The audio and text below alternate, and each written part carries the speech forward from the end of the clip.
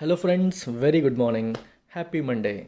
So very happy to launch UPSC infinity నిన్న లైవ్లో మీకు అనౌన్స్ చేశాను. So it comes with life time validity and a very very very attractive fee of 40,000 rupees. Attractive fee లేకపోతే affordable fee అని అనడానికి కారణం ఏంటంటే ఇది అందరికీ అందుబాటులో ఉన్న ఫీజు అని. నలుగురిని ఆకర్షించడానికి పెట్టిన ఫీజు కాదు, కావాలనే అందరికీ అందుబాటులో ఉంచాలనే ప్రయత్నంతో చేసిన ఫీజు. ఈ సంవత్సరంలో ఈ ఫీజు పెరగదు. నెక్స్ట్ ఇయర్ ఆలోచిస్తాం తప్పితే ఈ సంవత్సరంలో ఈ ఫీజు అయితే పెరగదు. This is my promise. And you can pay it in 8 instalments of 5,000 each. 8 ఇన్స్టాల్మెంట్స్లో పే చేయొచ్చు. అయితే ఈ ఆఫర్ మాత్రం ఓన్లీ జూలై నెలలో జాయిన్ అయిన వాళ్ళకి మాత్రమే. ఆగస్ట్ నుంచి ఇన్స్టాల్మెంట్స్ తగ్గిస్తాను. అప్పటికి ఇన్స్టాల్మెంట్ ఆప్షన్ ఇస్తాను. నెంబర్ ఆఫ్ ఇన్స్టాల్మెంట్స్ అనేది తగ్గించే ఆలోచనలో ఉన్నాను. ఈ నెలలో ఎవరు జాయిన్ అయినా సరే 8 ఇన్స్టాల్మెంట్స్ కేవలం 5,000తో జాయిన్ అవ్వచ్చు. ప్రతి నెల 5,000 చొప్పున 8 నెలలు పే చేసుకోవచ్చు. మీ క్రెడిట్ కార్డ్ డీటెయిల్స్ కానీ మీ డెబిట్ కార్డ్ డీటెయిల్స్ కానీ ఏమీ నాకు అవసరం లేదు. నా గూగుల్ పే, నా ఫోన్పే నెంబర్కి మీరు ప్రతి నెల 5,000 కడితే సరిపోతుంది. ఓన్లీ ట్రస్ట్ బేసిస్ మీద మీరు రావాల్సిందే. రైట్. సో క్లాసెస్ నేను క్వాలిటీ ఇస్తానన్న నమ్మకం నాకు ఉంది కాబట్టి వచ్చిన ఏ ఒక్కరు కూడా వెళ్ళిపోతారనే భయం నాకైతే ఏమాత్రం కూడా లేదు. And another beauty of this particular course, it comes bundled with APPSC add-on and Bank and SSC Infinity. Bank plus SSC infinity అని 6,000 కోర్స్ మనం రన్ చేస్తున్నాం. It covers IBPS, SBI, PO వీటన్నిటికీ అవసరమైన కంప్లీట్ కోర్స్ ప్లస్ ఎస్ఎస్సి సీజీఎల్కి అవసరమైన complete syllabus ఆ infinity కోర్స్లో cover అవుతుంది. And I have bundled it with this UPSC infinity. So దీనివల్ల మీకు ఏమవుతుందంటే మీరు ఓన్లీ యూపీఎస్సీ ఫోకస్డ్గా ఉన్నా మీరు సీశాట్ కూడా ఇందులో కలిసిపోయినట్టే. ఎందుకంటే సీశాట్ కంటే ఎక్కువ సిలబస్ అందులో ఉంటుంది కాబట్టి. లేదా మీరు ప్యారలల్గా ఎస్ఎస్సి సీజీఎల్ కానీ బ్యాంక్ ఎగ్జామ్స్ రాయాలనుకున్నా you don't have to pay anything extra to anyone. ఇందులోనే అది బండిల్ చేసి ఇచ్చేస్తున్నాను. ప్లస్ చాలామంది యూపీఎస్సీ ఆస్పిరెంట్స్ గ్రూప్స్ రాస్తూ ఉంటారు, స్టేట్ గ్రూప్స్. సో యూపీఎస్సీ సిలబస్కి స్టేట్ గ్రూప్స్కి కంపేర్ చేసుకుంటే మీరు ఒక్క ఏపీ ఎకానమీ, ఏపీ హిస్టరీ ఇవి ఎక్స్ట్రా సిలబస్ కింద వస్తాయి. సో వాటిని ఒక యాడ్ ఆన్ కింద ఇందులోనే నేను బండిల్ చేస్తాను. అర్థమైందా? సో గ్రూప్స్కి అంటూ వేరేగా కోర్సెస్ ఇన్స్టిట్యూట్లో రన్ చేయం, ఓన్లీ యూపీఎస్సీయే నడుస్తాయి.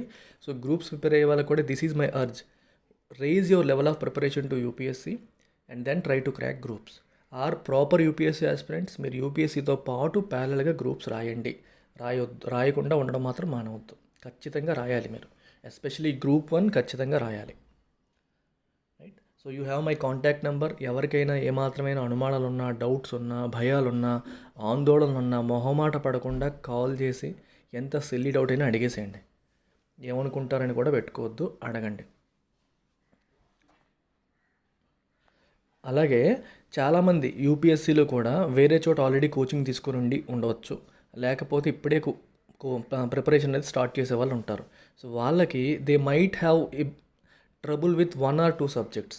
అన్ని సబ్జెక్ట్స్ మాకు అవసరం లేదు సార్, ఎకానమీ ఒక్కటే మమ్మల్ని ట్రబుల్ చేస్తుంది, మేము ఆల్రెడీ 1,00,000 2 లక్షలు పెట్టి కోచింగ్ తీసుకున్నాం, ఒక్క ఎకానమీ మాకు ఇబ్బంది ఉంది సార్ అంటే you can join my economy course.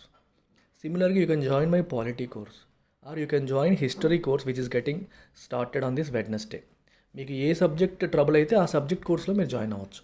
ప్రతి సబ్జెక్ట్ కోర్స్కి మీకు 6,000 రూపీస్ ఫీజు.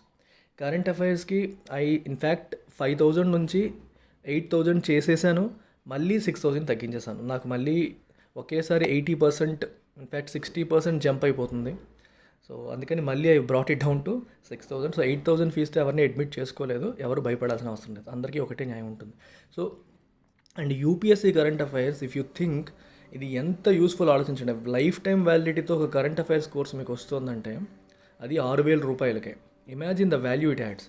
మీరు 2 years 3 years ప్రిపేర్ అయినా సరే మొత్తం 3 సంవత్సరాల కరెంట్ అఫైర్స్ మీకు 6,000 రూపాయలకే వస్తున్నట్టు. ఎందుకంటే ఇది కంటిన్యూస్గా జరుగుతూనే ఉంటాయి క్లాసెస్, మళ్ళీ వేరే చోటుకి వెళ్ళక్కర్లేదు. స్టాటిక్ పోర్షన్కి ఒకసారి సిలబస్ అయ్యాక మీరు అప్పుడప్పుడు కొన్ని టాపిక్స్కి అటెండ్ అవుతారు, మళ్ళీ రిపిటేషన్ మీరు ఎంతవరకు అటెండ్ అవుతారో నాకు తెలియదు. కానీ కరెంట్ అఫైర్స్కి డైలీ అటెండ్ అవ్వాల్సిందే, ఎందుకంటే ప్రతిరోజు కూడా ఒక కొత్త టాపిక్ వస్తూ ఉంటుంది, ప్రతిరోజు కొత్త విషయాలు వస్తూ ఉంటాయి కాబట్టి. So it's a huge advantage to those preparing for current affairs. కానీ కరెంట్ అఫైర్స్ అనేది ఎంత ఇంపార్టెంట్ అనేది మీకు తెలుసు. మెయిన్స్ పాయింట్ ఆఫ్ వ్యూలో ప్లస్ ప్రిలిమ్స్ పాయింట్ ఆఫ్ వ్యూలో చాలా ఎక్కువ వెయిటేజ్ కరెంట్ అఫైర్స్కి ఉంటుంది. సో 6,000 పర్ సబ్జెక్ట్ అనేది course fee. You can join polity, economy, Geography, history or any subject of your choice by paying 6,000. Again it comes with life time validity. In future if you want to upgrade to UPSC infinity 40,000 కోర్స్కి మీరు upgrade అవ్వాలన్నా you can pay remaining fees and upgrade. Extra ఏమీ కట్టక్కర్లా. For example మీరు 2 courses join అయ్యారనుకోండి, 6 + 6 12,000 కట్టారు. Remaining 28,000 కడితే మీరు upgrade అయిపోయినట్టే. దానికి కూడా మీకు ఇన్స్టాల్మెంట్స్ ఇస్తాను. 28ని మళ్ళీ 5 చొప్పున కట్టేసుకోవచ్చు. So it's up to you. I strongly recommend joining full course. కానీ ఆల్రెడీ కంప్లీట్ చేసుకున్న వాళ్ళకి 1 or 2 సబ్జెక్ట్స్లో ఇబ్బంది ఉన్న వాళ్ళకి you have this option also. And most beautiful thing, students preparing for మీ డిగ్రీ ఇంజనీరింగ్ చదువుతున్న స్టూడెంట్స్ చాలామంది ఉంటారు యూపీఎస్సీ ఆస్పిరేషన్తో. డిగ్రీ ప్లస్ ఐఏఎస్ కోర్సులని లక్షలు ఫీజులు వసూలు చేస్తున్న ఈ రోజుల్లో ఇది ఒక అద్భుతమైన అవకాశం. ఎందుకంటే it comes with life time validity. First year డిగ్రీలోనే మీరు యూపీఎస్సీ ఇన్ఫినిటీ తీసుకుంటే ఎంత అద్భుతంగా ఉంటుందో ఆలోచించండి. లేదంటే ఒక్కొక్క సబ్జెక్ట్తో స్టార్ట్ చేయండి. సబ్జెక్ట్ వైజ్ కోర్సెస్ తీసుకోండి. 1 by 1 తీసుకోండి. ఒక్కొక్కటి ఫినిష్ చేశాక నెక్స్ట్ సబ్జెక్ట్కి వెళ్ళండి. తర్వాత స్లోగా అప్గ్రేడ్ అవ్వండి యూపీఎస్సీ ఇన్ఫినిటీకి. So golden opportunity for all those people studying in first year, second year, third year degree or engineering also. అంటే apart from those who finished graduation, మిగిలిన వాళ్ళకు కూడా ఇది అద్భుతమైన అవకాశం. And we have bank plus SSC CGL infinity course comes with 6,000 rupees fees. ఇంత తక్కువ ప్రైస్కి మీకు bank and SSC CGL 2 courses కలిపి లైఫ్ టైం వ్యాలిడిటీతో ఇస్తున్నాను. మీరు చాలామంది అనుకుంటారు మరి లైఫ్ టైం వ్యాలిడిటీ ఇస్తారు సార్, తక్కువ ఫీజుకి పెడతారు అలా అని చెప్పి క్వాలిటీ కాంప్రమైజ్ అవుతారా? No, you can compare my classes with the best in the industry. మీకు ఈ ప్రస్తుతానికి బ్యాంక్కి ఎస్ఎస్సి సిజిఎల్కి ఎవరైతే బెస్ట్ అని మీరు అనుకుంటున్నారో వాళ్ళతో నా ఇంగ్లీష్ క్లాస్ కానీ ఏ క్లాస్ కానీ కంపేర్ చేయండి. కంపేర్ చేసి చూసుకోండి. ఫీజు తక్కువ పెట్టడానికి కారణం అందరికీ అందుబాటులో ఉండాలనే ఆలోచన తప్పితే వేరే కారణం కాదు. క్వాలిటీ ఏ రకంగానూ నేను కాంప్రమైజ్ అవ్వను. ప్రతి ఒక్క ఫ్యాకల్టీ విషయంలో కూడా నేను ఫీడ్బ్యాక్ తీసుకుంటూనే ఉంటాను. ఒకవేళ ఏ ఫ్యాకల్టీ అయినా సరిగ్గా చెప్పకపోయినా, నచ్చకపోయినా, స్టూడెంట్ ఫ్రెండ్లీగా ఉండకపోయినా I will not hesitate in replacing the faculty. Student సెంట్రిక్గా ఆర్గనైజేషన్ మొదటి రోజు నుంచి నడుస్తుంది. ఎవరైనా రిక్రూట్ చేసినా సరే ఫ్యాకల్టీకి అదే చెప్తాను. స్టూడెంట్ సెంట్రిక్ నేచర్ ఉన్న వాళ్ళు మాత్రమే ఇక్కడ ఫిట్ అవుతారు. ఈ బ్యాంక్ ప్లస్ ఎస్ఎస్సి సిజిఎల్ ఇన్ఫినిటీలో కూడా you have individual courses. English infinity, reasoning infinity, quant infinity, pure maths infinity అన్నీ కూడా మళ్ళీ life time courses, subject wise courses. By paying just 2,000 rupees you can join in any of these subject wise courses. మీకు ఒక్క సబ్జెక్ట్లోనే ఇబ్బంది ఉంది అనుకునే వాళ్ళు మంచి ఆపర్చునిటీ. కేవలం ఈవెన్ కరెంట్ అఫైర్స్ ఇన్ఫినిటీ కూడా, కరెంట్ అఫైర్స్ కూడా బ్యాంక్ ఎస్ఎస్సికి సెపరేట్గా డైలీ 1 hour క్లాస్ జరుగుతుంది. సో అందులో జాయిన్ అయినా సరే మీకు హ్యాపీగా కరెంట్ అఫైర్స్ కవర్ అయిపోతాయి. వేరే ఎక్కడికి వెళ్ళక్కర్లేదు. The most beautiful course. చాలామంది కాల్ చేస్తారు, సార్ ఇంగ్లీష్ ఎలా ఇంప్రూవ్ చేసుకోవాలి సార్? చాలా ఈజీ క్వశ్చన్. నేను ఎంతసేపు చెప్పాలి దానికి ఆన్సర్? అందుకే ఒకటే ఆన్సర్ చెప్తున్నాను, జాయిన్ మై కోర్స్. ఎందుకంటే నేను న్యూస్ పేపర్ చదవమంటాను. మీరు ఓన్గా చదవగలిగితే మీకు ఏ కోచింగ్ అక్కర్లేదు. ఓన్గా చదివి అర్థం చేసుకునే ఎబిలిటీ మీకు ఉంటే you don't need any coaching. ఓన్గా చేసుకోవచ్చు. మీరు ఓన్గా చేసుకోలేకపోతున్నారు, లేదా మోటివేషన్ రావట్లేదు, సరైన గైడెన్స్ రావట్లేదు, ఇండిసిప్లిన్డ్గా ఉంటున్నారంటే don't think twice, join this course. ఈ కోర్స్లో జాయిన్ అయిన ప్రతి ఒక్క స్టూడెంట్కి నేను మొన్న కూడా ఫీడ్బ్యాక్ అడిగాను. మీకు ఏం ఇంప్రూవ్ అయిందంటే ఫస్ట్ కాన్ఫిడెన్స్ ఇంప్రూవ్ అయింది సార్ అన్నారు. నాకు అది అంతకంటే ఏం కావాలి. నేను టార్గెట్ చేసేది అదే. వాళ్ళ మీద వాళ్ళ కాన్ఫిడెన్స్ పెరిగితే ఆటోమేటిక్గా సబ్జెక్ట్ ఇంప్రూవ్ అవుతుంది. సో కాన్ఫిడెన్స్ పెరగడం అనేది మెయిన్. మనకి భయం పోవాలి ఫస్ట్. ఇంగ్లీష్ అంటే భయం పోతే తర్వాత ఏమన్నా జరుగుతాయి. అండ్ ఫార్చునేట్లీ అది జరుగుతుంది, ప్రతి ఒక్కరికి జరుగుతుంది. మీరు ఎటువంటి ఫేమస్ కోచింగ్ సెంటర్లో ఆల్రెడీ కోచింగ్ తీసుకొని ఉన్నప్పటికీ డూ జాయిన్ దిస్ కోర్స్. మీకు ఎలా చెప్తారు అనే అనుమానాలు ఉంటే ప్లేలిస్ట్ ఉంది, వాచ్ చేయండి. మన యూట్యూబ్ ఛానల్లోనే గో టు ప్లేలిస్ట్, అందులో ఇంగ్లీష్ ప్లేలిస్ట్ ఉంటాయి. ఇందులో జరిగిన లైవ్ క్లాసెస్ చాలా అందులో నేను శాంపుల్స్ కింద పెట్టాను. గ్రామర్ వీడియోస్ పెట్టాను, వొకాబులరీ వీడియోస్ పెట్టాను. Watch them, you will get a sense of what happens in the class room. కేవలం 2,000 రూపీస్కి మీకు జనరల్గా చాలామందికి భయపెట్టే ఇంగ్లీష్ కోర్స్ నుంచి పోవచ్చు. చాలామంది అడుగుతారు సార్ మంత్లీ 2,000 అని. అర్థం చేసుకోండి దాన్ని బట్టి. నేను 2,000 ఒకసారి లైఫ్ టైం వ్యాలిడిటీ. ప్రతి మంత్ కట్టాల్సిన అవసరం ఏమీ లేదు. ఎన్నాళ్ళంటే లైఫ్ టైం వ్యాలిడిటీ. మీకు కాన్ఫిడెన్స్ వచ్చేంత వరకు మీరు రావచ్చు. మీరు కోరుకున్న జాబ్ క్రాక్ చేసేంత వరకు కూడా మీరు కోర్స్ అటెండ్ అవ్వచ్చు. This is my number. You can call me are WhatsApp me on this number without any hesitation. If I am busy నేను మెసేజ్ పెడతాను తర్వాత కాల్ చేస్తానని. So don't hesitate in reaching out to me. Payment process అడుగుతుంటారు మళ్ళీ. So నా నెంబర్కి Google pay కానీ PhonePe కానీ. టేక్ ఎ స్క్రీన్ షాట్, మళ్ళీ అడగాల్సిన అవసరం ఉండదు. స్క్రీన్ షాట్ తీసుకొని పెట్టుకోండి. That's about it. ఎవరికి ఏ అనుమానాలు ఉన్నా అడగండి. బ్రాండ్ కోసం, పేరు కోసం వెళ్ళి మీ నాన్నగారు కష్టపడి సంపాదించిన మనీని వేస్ట్ చేసుకోవద్దు. Look for content. ఫీజు తక్కువ నా దగ్గర జాయిన్ అవ్వమని నేను ఎప్పుడూ చెప్పను. కంటెంట్ చూసే జాయిన్ అవ్వండి. దాంతో మీకు ఎడిషనల్ అడ్వాంటేజ్ ఇస్ ఫీజ్ అంతే. Today's editorial: 3 messages on Modi's Leh visit. At Leh, PM Modi had different messages for India, China and the world community. ఈ మధ్యనే మన ప్రధానమంత్రి గారు లేకి వెళ్ళారు. లే లదాఖ్ అంటాం కదా, సో అక్కడికి వెళ్ళారు. అక్కడ ఆయన మాట్లాడిన మాటల్లో ముగ్గురికి, ఇండియాకి, చైనాకి, వరల్డ్ కమ్యూనిటీకి సటిల్ మెసేజెస్ వెళ్ళాయి, ఇంపార్టెంట్ మెసేజెస్ అనేవి వెళ్ళాయి. మెసేజ్ అంటే సందేశం వెళ్ళిందని, ఆయన ఎస్ఎంఎస్ చేశారని కాదు అక్కడ. With his visit to Nimu near Leh, which houses 14 corps headquarters including the base hospital, Prime Minister Narendra Modi accomplished several objectives. So ఈ విజిట్ ద్వారా ఆయన చాలా గోల్స్ని, ఆబ్జెక్టివ్స్ని అకంప్లిష్ చేశారు, సాధించారు.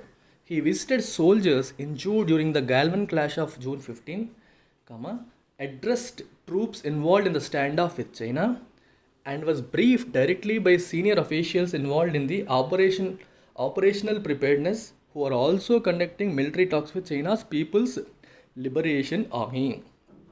So first Galwan clash, June 15 జరిగిన గాల్వన్ క్లాష్లో మన వాళ్ళు 20 మంది చనిపోయారు, అందులో చాలామంది ఇంజూర్ అయ్యారు. ఇంజూర్ అయిన వాళ్ళని పరామర్శించారు, వెళ్ళారు.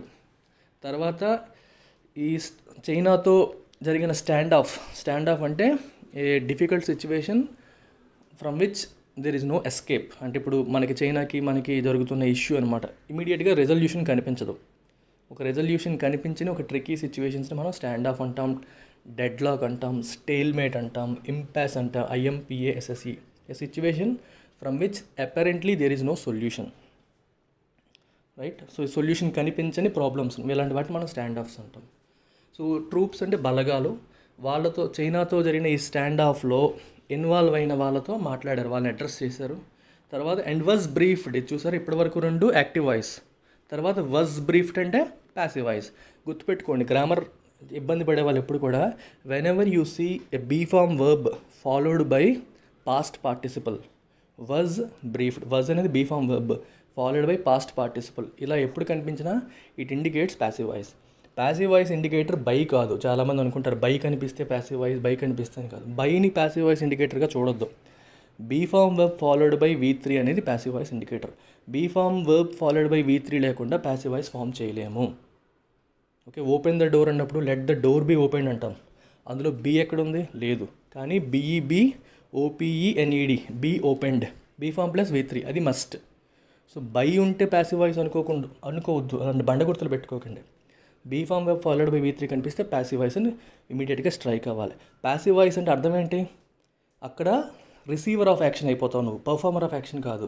So Narendra Modi was briefed అంటే బ్రీఫ్ చేసింది నరేంద్ర మోదీ కాదు, బ్రీఫ్ చేయబడ్డారు. ఎవరు చేశారు? Military commanders by senior officials Narendra Modi గారికి బ్రీఫ్ చేశారు. అప్పుడు senior officials briefed Narendra Modi అనొచ్చు కదా, అన్నారు. ఎందుకంటే ఫ్లో కట్ అవుతుంది. ఎందుకంటే ఇంతకుముందు స్ట్రక్చర్ మీరు చూస్తే ద ఎంటైర్ అన్ని చోట్ల కూడా నరేంద్ర మోదీ గారి గురించే మాట్లాడుతున్నాం.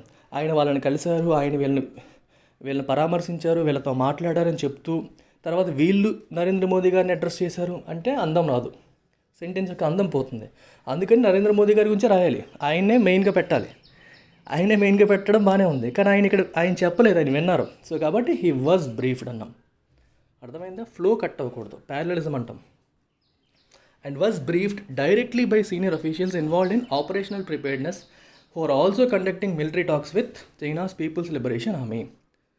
పీపుల్స్ లిబరేషన్ ఆర్మీ అనేది చైనా యొక్క ఆర్మీ అన్నమాట. వాళ్ళతో మిలిటరీ టాక్స్ కండక్ట్ చేస్తున్న సీనియర్ అఫీషియల్స్ నరేంద్ర మోదీ గారికి మిలిటరీగా మనం ఎంత ఆపరేషనల్ ప్రిపేర్డ్నెస్ ఎలా ఉంది, ఒకవేళ యుద్ధం వస్తే మనం ఎలా రెడీగా ఉన్నామా లేదా, ఇలాంటి విషయాలన్నిటికీ నరేంద్ర మోదీ గారికి వివరించారు. ప్లస్ వీళ్ళు వాళ్ళతో చర్చలు కూడా జరుపుతున్నారు. చర్చల యొక్క సారాంశాన్ని కూడా మోదీ గారికి వివరించడం అనేది జరిగింది. In his speech to soldiers at Nimu, he addressed different audiences as well. సోల్జర్స్కి ఆయన ఇచ్చిన స్పీచ్లో బయట ఆడియన్సెస్ కూడా రకరకాల మెసేజెస్ అయినా ఇవ్వడం జరిగింది. ఇక్కడ మీరు ఒకసారి చూడండి, ఆడియన్స్ అంటేనే ప్లూరల్, ఒకళ్ళని కాదు కదా మొత్తం, కానీ ఆడియన్సెస్ అని వాడారు. ఎందుకు ఆడియన్సెస్ అని వాడారంటే different segments of audience. For example Indians అని ఒక ఆడియన్స్, చైనా వాళ్ళు, అలాగే వరల్డ్ కమ్యూనిటీ, అలా మూడు మూడు రకాల కేటగిరీస్ కింద మనం డివైడ్ చేయొచ్చు. మూడు ప్లూరల్సే, ఆడియన్సెస్ అంటారు. అందుకే మీరు ఇంటర్నేషనల్ కమ్యూనిటీలో మాట్లాడినప్పుడు పీపుల్స్ ఆఫ్ డిఫరెంట్ కంట్రీస్ అంటాం. పీపుల్ అంటే ప్లూరలే, ప్రజలు. కానీ వివిధ దేశాలకి చెందిన ప్రజలు అన్నప్పుడు పీపుల్స్ ప్లూరల్ వచ్చేస్తుంది. ఇండియా పీపుల్, చైనా పీపుల్, అప్పుడు పీపుల్స్కి మన పీపుల్కి పక్కన ప్లూరల్ ఎస్ పెడతాం, పీపుల్స్ అంటాం. ఇక్కడ ఆడియన్స్ పక్కన ఎస్ అలా పెట్టారన్నమాట. కొంచెం ఇవన్నీ అబ్జర్వ్ చేస్తూ ఉండాలి. different audiences as well, with the biggest message for the Chinese leadership, where he said that the age of expansionism is over. చూసారా, ఎక్స్పాన్షనిజం అంటే అర్థం ఏంటి? ఆక్రమించుకోవడాలు అంటే టెరిటోరియల్ ఎక్స్పాన్షనిజం అంటే మన మిలిటరీ ఫోర్స్ యూజ్ చేసి కానీ, ఎకనామిక్ ఫోర్స్ యూజ్ చేసి కానీ, మన పవర్ యూజ్ చేసి కానీ మన పక్కనున్న దేశాన్ని, చిన్న చిన్న వాటిని ఆక్రమించుకోవడం. ఇన్ఫ్యాక్ట్ మనకి ఇజ్రాయెల్ కూడా ఇదే చేస్తుంది అక్కడ పాలస్తీనాలో. ఎనెక్సేషన్ జరుగుతుంది అక్కడ. సో దానికి సంబంధించి కూడా ఇది మనకి ఈ రిలేట్ చేసుకోవచ్చు అవసరమైతే. So age of expansionism is over. ఇంతకుముందు ఉండేది కొలోనియలిజం, ఇంపీరియలిజం, ఎక్స్పాన్షనిజం, ఇవన్నీ ఏంటి? సామ్రాజ్యవాదం. అంటే ఒక దేశాలు ఇంకొక వాళ్ళ పవర్ను ఉపయోగించి, వాళ్ళ తెలివితేటలను ఉపయోగించి వేరే వేరే దేశాలను ఆక్రమించుకొని రాజ్యాన్ని పెంచుకోవడం. సో అందుకే మనకి అప్పుడు బ్రిటిష్ సామ్రాజ్యాన్ని రవి అస్తమించని బ్రిటిష్ సామ్రాజ్యం అనేవాళ్ళు. రవి అస్తమించడంటే అర్థం ఏంటి? సన్ సెట్ అవ్వదు, ఎందుకంటే ఇటువైపు నుంచి అటువైపు వరకు ఒక దగ్గర సెట్ అయితే ఇంకో దగ్గర సన్ రైజ్ అయిపోతుంది. అంటే అన్ని ప్లేసెస్లో వాళ్ళు ఆక్రమించుకొని ఉన్నారు. బ్రిటిష్ కొలోనియలిజం అనమాట. అంత చిన్న కంట్రీ అన్ని దేశాలను ఆక్రమించింది అప్పట్లో. సో ఆ ఎరా అయిపోయింది, ఆ రోజులు అయిపోయాయి. ఒక దేశం ఇంకో దేశాన్ని ఆక్రమించుకునే రోజులు అయిపోయాయి. The age of expansionism is over. Calling this the era of evolution or development, Vikasvaad, Mr. Modi said that the era of colonial expansion or Vistarvad is over. ఇప్పుడు కాలం ఏంటి? డెవలప్మెంట్ చేసుకునే యుగం ఇది. This is Vikasvaad, not Vistarvaad. Vistarvaad అంటే expansionism, విస్తరించడం. తెలుగులో కూడా మీకు వస్తుంది విస్తరించడం. మన టెరిటరీని ఎక్స్పాండ్ చేసుకోవడం, విస్తరించుకోవడం, చుట్టుపక్కల చిన్న చిన్న కంట్రీలను ఆక్రమించుకోవడం. ఆ రోజులు అయిపోయాయి, డెవలప్మెంట్ మీద ఫోకస్ చేసే రోజులు వచ్చాయి అని చెప్పి ఆయన అన్నారు. He said that in the past, expansionist forces have done great harm to humanity and had been erased or forced to relent. చూడండి, బ్యూటిఫుల్ సెంటెన్స్. గతంలో ఆయన ఏమన్నారంటే, గతంలో ఎక్స్పాన్షనిస్ట్ ఫోర్సెస్ బేసికల్లీ అక్కడగా హ్యాడ్ డన్ అనాలి. ఎనీవే ఓకే, ప్రెజెంట్ టెన్స్లో రాశారు, past tense కదా అది. He said that in the past అన్నాం. Expansionist forces have done great harm to humanity. మానవాళికి ఎంతో హాని చేసే ఎక్స్పాన్షనిస్ట్ ఫోర్సెస్. ఇలాగా వేరే కంట్రీలకి విస్తరిస్తూ కొలోనియలిజం ద్వారా, ఇంపీరియలిజం ద్వారా, ఎక్స్పాన్షనిజం ద్వారా ఎంతో అన్యాయం జరిగింది మానవాళికి దానివల్ల. And had been erased or force to relent. Erased అంటే పూర్తిగా తుడిచివేయబడింది. తర్వాత ఫోర్స్ టు రిలెంట్. రిలెంట్ అంటే to become less severe or less intense అని అర్థం. For example, we are seeing un అన్రిలెంటింగ్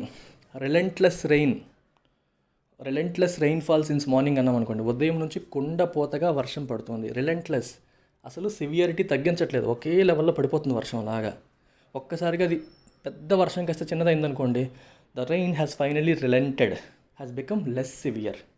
relent అంటే to become less severe or intense అని అర్థం. The message to Beijing was this: it must not engage in territorial aggression across its boundaries with countries from Central Asia to the South China Sea, including India.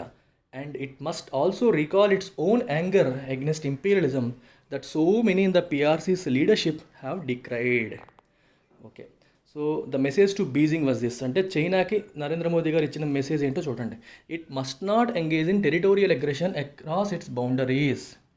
తన boundaries చుట్టుపక్కల ఉన్న కంట్రీస్తో territorial aggression, ఈ aggressive behaviour అనేది ఉండకూడదు టెరిటోరియల్గా. అంటే వాళ్ళని బెదిరించడం, వాళ్ళని భయభ్రాంతులకు గురి చేయడం, మిలిటరీ ఫోర్స్ని యూజ్ చేయడం, మీకంటే మేము పవర్ఫుల్ అనేది ఎగ్జర్ట్ చేయడం, ఇది చెయ్యకూడదు. With countries from Central Asia to the South China Sea including India. And it must also recall అంటే గుర్తు తెచ్చుకోవాలి. ఓకే, మీరు రీకాల్ చేసుకోండి, మీరే ఇంతకుముందు ఏమనేవారు, its own anger against imperialism. China కూడా ఒకప్పుడు వేరే కంట్రీ ఆక్రమణలో ఉండిందే కదా. సో అప్పుడు ఏంటి, its own anger against imperialism గురించి మీరేం మాట్లాడేవారు ఇంతకుముందు గుర్తు తెచ్చుకోండి. That so many in the PRC's leadership have decried. PRC అంటే People's Republic of China. People's Republic of చైనాలో ఉన్న లీడర్షిప్ పొజిషన్స్లో ఉన్న వాళ్ళు ఎంతోమంది డిక్రై అంటే పబ్లిక్లీ డినౌన్స్, క్రిటిసైజ్, పబ్లిక్గా మీరు క్రిటిసైజ్ చేశారు ఇంపీరియలిజంని, గుర్తు తెచ్చుకోండి, ఇప్పుడు మీరు అదే పని చేస్తున్నారని చెప్పి నరేంద్ర మోదీ గారు వాళ్ళకి గుర్తు చేస్తున్నారు. Despite the fact that he did not once name China, the message appeared to have hit home, with the Chinese embassy in Delhi issuing a denial that it had made any expansionist moves. చూసారా, China పేరు ఆయన ఒక్కసారి కూడా వాడనప్పటికీ the message appeared to have hit home అంటే అది ఎవరికి చేరాలో వాళ్ళకి చేరినట్టే ఉంది. ఇక్కడ హోమ్ అంటే ఎవరికి చేరాలో వాళ్ళకి అని అర్థం. The message has reached home అంటే అది ఎక్కడికి చేరాలో అక్కడికి. హోమ్ అంటే అర్థం ఏంటి? మన సొంత ప్లేస్ అంటే మనది. ఒక మెసేజ్కి హోమ్ ఏమవుతుంది? అది ఎవరికి చేరాలో వాళ్ళకి చేరితే the message has reached home అంటాం. అలాగే ఇక్కడ the message has appeared to have reached home, hit home. ఎవరికి వెళ్ళాలి? చైనాకి. చైనాని ఉద్దేశించే ఆయన చెప్పారు, కానీ చైనా పేరు వాడలేదు, కానీ వాళ్ళకి మెసేజ్ వెళ్ళిపోయింది. సో వాళ్ళు ఏమన్నారు? With the Chinese embassy in Delhi issuing a denial that it had made any expansionist moves. ఢిల్లీలో ఉన్న చైనీస్ ఎంబసీ ఏం చేసింది? ఒక అఫీషియల్ ఏం చేశారు? ఇష్యూ చేశారు. ఏమని? డినయల్. మేమేమీ అలా చేయలేదు, ఎక్స్పాన్షనిస్ట్ మూవ్స్ చైనా చేయలేదు అని చెప్పి డినై చేశారు, యాక్సెప్ట్ చేయలేదు. వాళ్ళు ఏమంటారు? గాల్వన్ వ్యాలీ మాదే, మేము ఎక్కడ వెళ్ళాము, అది మాదే అంటున్నారు వాళ్ళు. The Prime Minister also addressed other countries that are viewing the growing seriousness of the 2-month-long standoff with concern, as he spoke about India's tradition of peace with bravery, indicating that diplomatic options would be exhausted before any action. అలాగే బయట దేశాలకు కూడా prime minister Modi గారు ఒక message పంపారు. Message పంపడం అంటే వాళ్ళని ఉద్దేశించి పంపలేదు. ఇక్కడ మాట్లాడుతున్నప్పుడే దాని నుంచి అందరూ వాటి నుంచి మీనింగ్స్ తీసుకుంటారు. ఆ మీనింగ్ ఏమైంది ఇక్కడ? addressed other nations that are viewing the growing seriousness of the 2-month-long standoff with concern. ఇండియాకి చైనాకి మధ్యలో పెరిగిపోతున్న ఈ స్టాండ్ ఆఫ్ ఏదైతే ఉందో, ఏం చెప్పాను? స్టాండ్ ఆఫ్ అంటే a situation from which apparently there is no immediate solution. అలాంటి ఈ ఇష్యూ నుంచి ఒక కన్సర్న్తో చూస్తున్నారు ఏమవుతుందో, వీళ్ళిద్దరికీ గొడవలు అవుతాయి, ఇదేమైనా వారికి దారితీస్తుందా అనే భయంతో ప్రపంచ దేశాలు కూడా, ప్రపంచం అంతా భయపడుతుంది. ఏ ఇద్దరికి వారు జరిగినా వీళ్ళ ఫ్రెండ్స్ వాళ్ళ ఫ్రెండ్స్ గ్రూప్స్ అవుతారు, మళ్ళీ వార్ అవుతుంది, మొత్తం నాశనానికి దారితీస్తుంది. అందుకని ఏ ఇద్దరి మధ్య డిస్టర్బెన్సెస్ ఉన్నా entire world watches it with concern, భయంతో ఆందోళనతో చూస్తూ ఉంటుంది ఏం జరుగుతుందని. సో వాళ్ళకి కూడా ఒక మెసేజ్ ఏమని ఇచ్చారు ఆయన? As he spoke about India's tradition of piece with bravery. India ఇప్పుడు ఎవరన్నా మనల్ని రెచ్చగొడితే వెంటనే రెచ్చిపోయి యుద్ధానికి వెళ్ళే టైప్ కాదు. ఫస్ట్ పీస్, శాంతి కోరుకుంటుంది. శాంతి కోరుకుంటుంది కదా అని చెప్పి మీ ఇష్టం, మీరు ఎంత కావాలంటే అంత తీసుకోండి అనేది కూడా కాదు. అర్థమైందా? సో ఆ type India. So peace with bravery, ధైర్యంతోనే ఉంటుంది కానీ శాంతి కోరుకుంటుంది. And all diplomatic options would be exhausted before taking any action.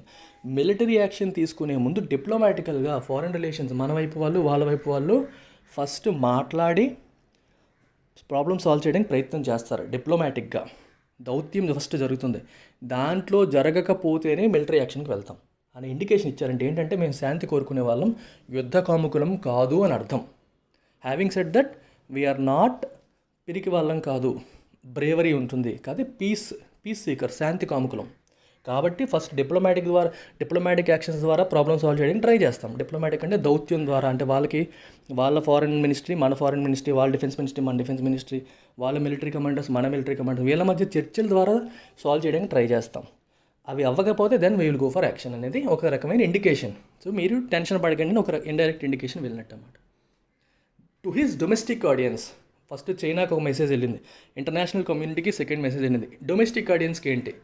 The address signified the government's determination to face the challenge at the line of actual control and to focus on national priorities of infrastructure and economic development.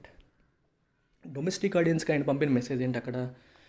The address అంటే ఆయన ఇచ్చిన speech.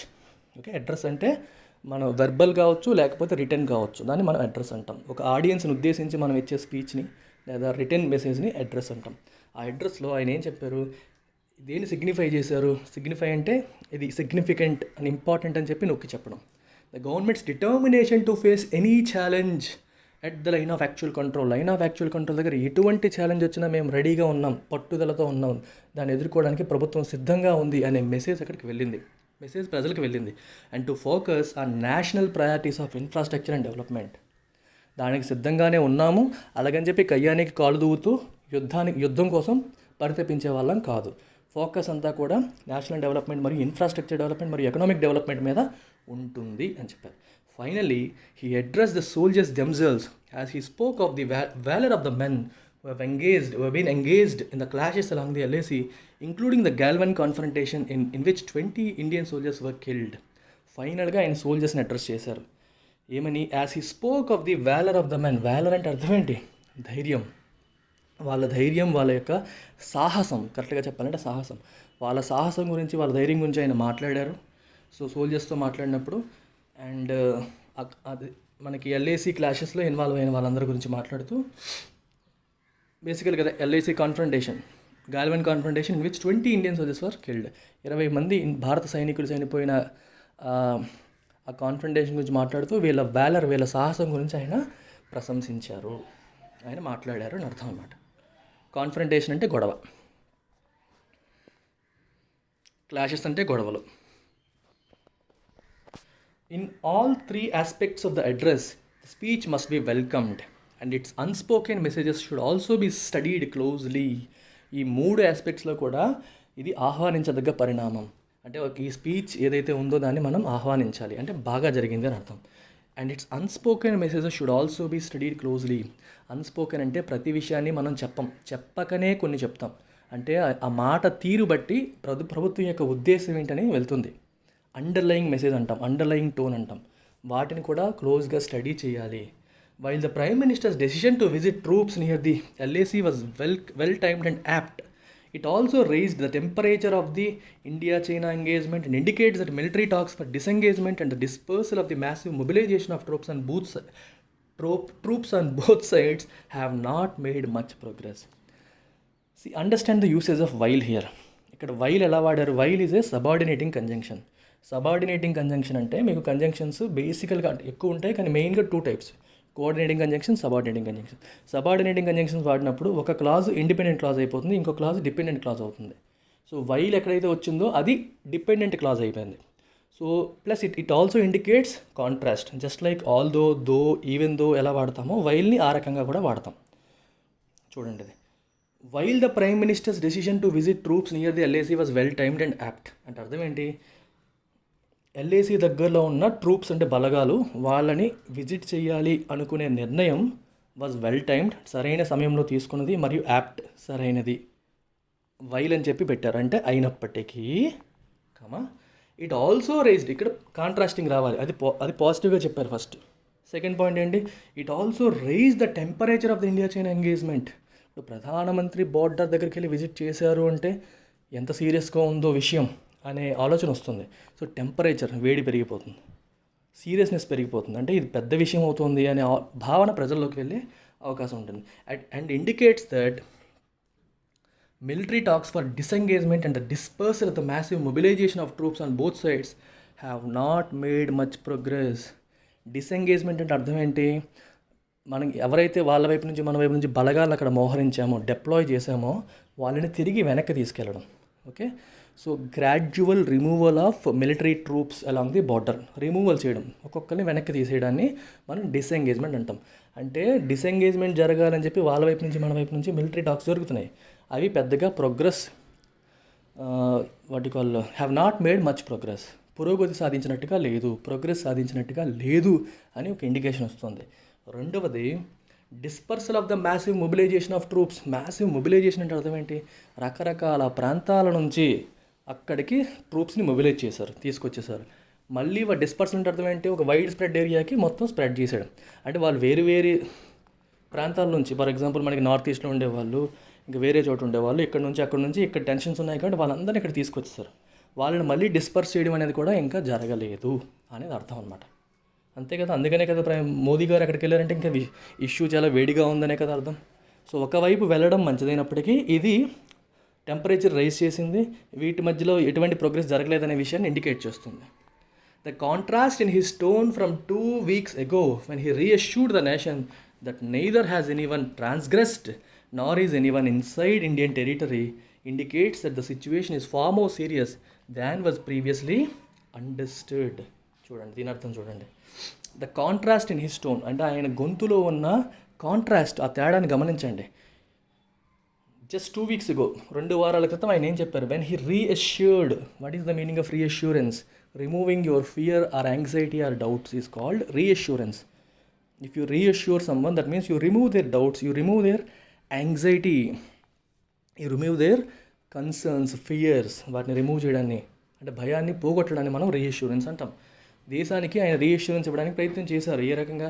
Neither has anyone ట్రాన్స్గ్రెస్డ్, Indian టెరిటరీలో ఎవరూ రాలేదు, ఎవరు లా break చేయలేదు, మన ప్రాంతంలో ఎవరూ రాలేదు.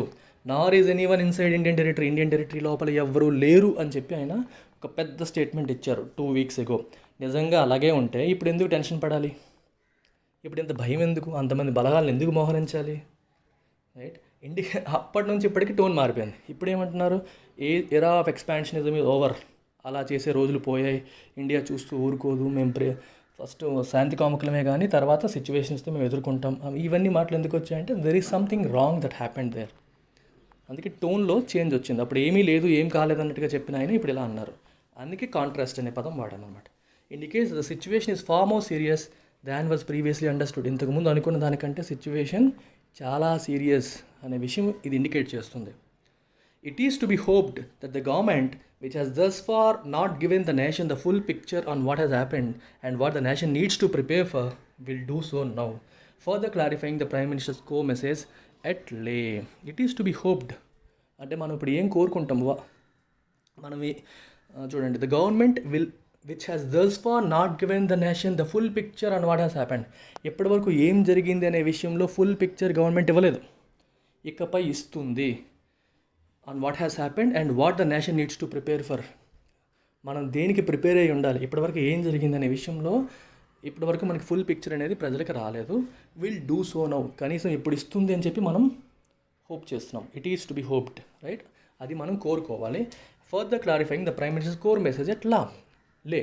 ఇప్పుడు లేలో ఆయన మాట్లాడిన కోర్ మెసేజ్కి అది ఫర్దర్ క్లారిఫికేషన్ లాగా వస్తుంది. ఇప్పటివరకు ఏం జరిగింది, మనం దేనికి ప్రిపేర్ అయ్యి ఉండాలి అనే విషయంలో స్టేట్మెంట్స్, అఫీషియల్ స్టేట్మెంట్స్ అనేవి రిలీజ్ అయితే ప్రజలకు ఒక ఐడియా వస్తుంది, అలా చేయాలని చెప్పి అంటుంది. అంటే న్యూస్ పేపర్స్ ఎప్పుడు కూడా అన్ని విషయాలు ప్రజలకు తెలియాలని అంటారు, కానీ ఇలాంటి సెన్సిటివ్ ఇష్యూస్లో ప్రతి విషయం ప్రజలకి చెప్పడం వల్ల అది ఇంకా ఇష్యూ పెద్దదయ్యే అవకాశం ఉంటుంది, సెంటిమెంట్స్ ఎక్కువైపోతాయి, వాళ్ళ మీద ప్రెషర్ పెరిగిపోతుంది. అందుకని చాలా వరకు బయటికి స్టేట్మెంట్స్ రిలీజ్ చేయరు. ఎలా డీల్ చేయాలో అలా సైలెంట్గా డీల్ చేస్తారు తప్పితే చేయరు. బట్ జనరల్గా న్యూస్ పేపర్స్ యొక్క టెండెన్సీ ఏంటంటే ప్రతి విషయం చెప్పాలి, డెమోక్రసీ కదా అనేది ఉంటుంది. That's about it, guys. Thank you very much.